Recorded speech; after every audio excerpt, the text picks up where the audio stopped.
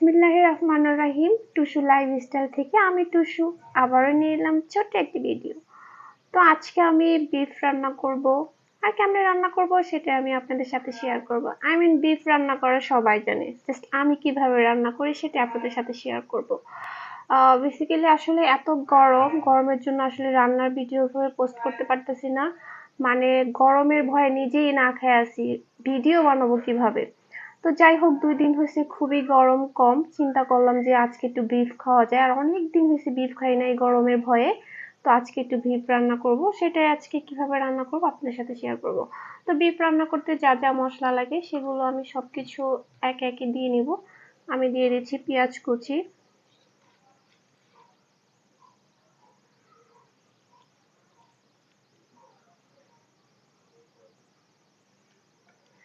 তারপরে দিয়ে দিচ্ছি আমি স্বাদ মতো মরিচের গুঁড়ি।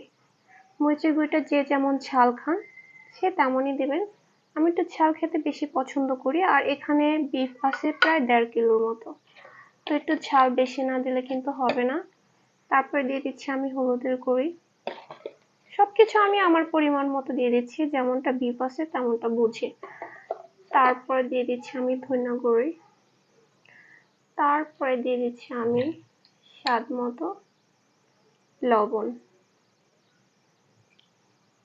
তারপরে দিয়ে দিচ্ছি আমি রসুন বাটা,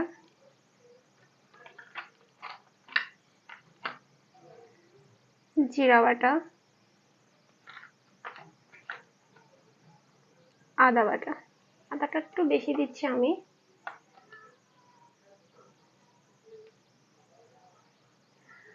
তারপরে দিয়ে দিচ্ছি আমি এখানে আছে আমার এলাচ, দারচিনি, লবঙ্গ, গোলমরিচের গুঁড়া, এলাচ, কালো এলাচ, সাদা এলাচ, সব মশলা আমি একবার দিয়েছি। তারপর দিয়ে দিচ্ছি আমি পরিমাণ মতো সয়াবিন তেল। পেঁয়াজ আমি আরো পরে দিব, এখন পরিমাণ একটু কম দিয়েছি, কারণ পেঁয়াজ যখন তেলে দেব তখন আমি আরো পেঁয়াজ দিব। তখন এগুলো আমি খুব ভালোভাবে হাতে মাখায় নিব, কারণ বিফ আসলে হাতে মাখায় রান্না করলে কিন্তু বেশি মজা হয়। তো এগুলারে আমি খুব ভালোভাবে হাতে মাখায় নিব। আর এত বড় একটা হাড় আছে, হাড়টা অবশ্যই আলাদা করে রেখে দিতে হবে, তা নাহলে হাতে লেগে যাবে, হাত কেটে যাওয়ার সম্ভাবনা থাকতে পারে। তো এগুলোকে খুব ভালোভাবে আমি মেখে নেব।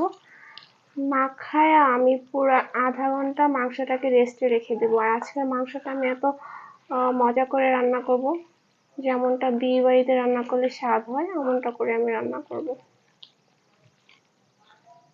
আধা ঘন্টার জন্য আরো ভালোভাবে মেখে আধা ঘন্টার জন্য মাংসটা আমি রেস্টে রেখে দিই।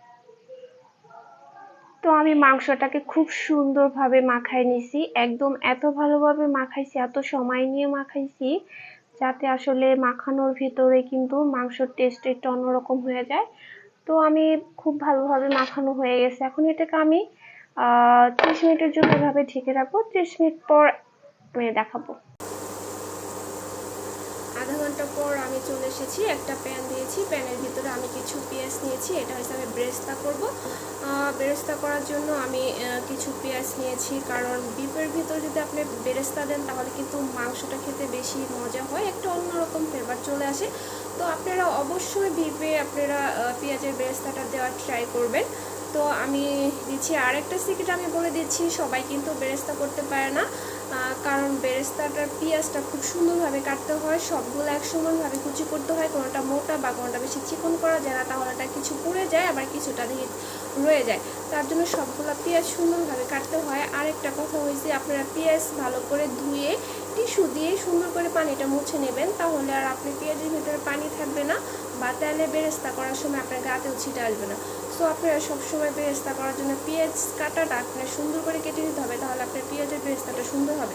তো আমি আজকে বিফে বেরেস্তা দেবো, তার জন্য সুন্দরভাবে বেরেস্তা করে নিচ্ছি।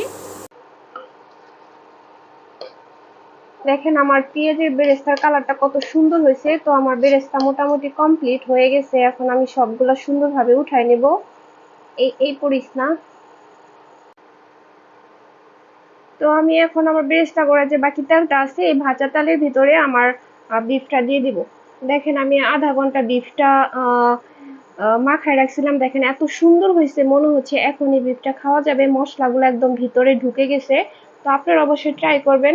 মাংসটা খুব ভালোভাবে অনেক সময় মিনিমাম আধা ঘন্টা সময় মাখায় রেখে দিতে। তো আমি এই তেলের ভিতরে বিফগুলো দিয়ে দিচ্ছি, সাথে আরো কিছু পেঁয়াজ অ্যাড করছি যাতে পরে দিতে না হয়। আর এই হাতটা কিন্তু আমি হাতে মাখাই নাই, কারণ যদি হাতে মাখাই তাহলে কিন্তু হাত কেটে যাওয়ার সম্ভাবনা থাকে। তার জন্য আমি আগে উঠায় রাখছিলাম। তো এখন সব বিফগুলো আমি দিয়ে দেবো এখানে। তো আপনারা একদিন আমার মতো এইভাবে বিফ রান্না করে খেয়ে দেখবেন, দেখবেন একদম বিয়ে বাড়ির মতো টেস্ট হচ্ছে। তো আমার মাংসটা মোটামুটি কষানো হয়ে গেছে, ফুল হয় না, আরো কষাইতে হবে। আরো ভালোভাবে মাংসটাকে কষাতে হবে। মাংস যত ভালো কষানি হবে তত কিন্তু খেতে বেশি মজা হবে। আর কষানোর ভিতরে যদি মাংসটা সেদ্ধ হয়ে যায়, ঝোলের পরিমাণটা কম দিয়ে তাড়াতাড়ি নামানো যায়।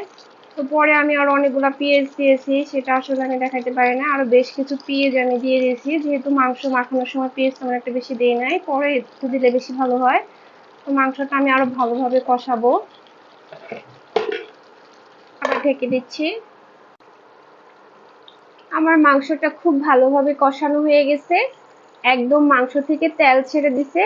তো এখন আমি পরিমাণ মতো ঝোল দিয়ে দিব। আর আমার মাংসটাও বেশ ভালোভাবে সেদ্ধ হয়ে গেছে। দেখেন কত সুন্দর মাংস থেকে তেল ছেড়ে দিছে। তো এখন আমি পরিমাণ মতো ঝোল দিব, মাংস অনেকটাই সেদ্ধ হয়ে গেছে।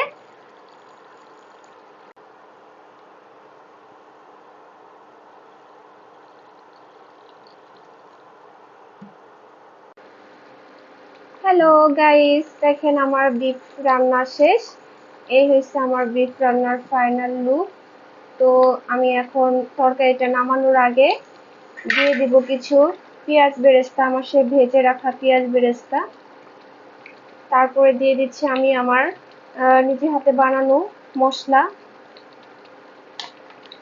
মানে জাস্ট ওয়াও, কালারটা দেখে জিভেতে জল চলে আসতেছে। আর মাংসটা এত ভালো সেদ্ধ হয়েছে, মানে কি আর বলবো, মনে হচ্ছে খেতে খুবই মজা হবে। তো আপনারা সবাই লাইক কমেন্ট শেয়ার করে বলবেন আমার আজকে বিফ রান্নাটা কেমন হলো।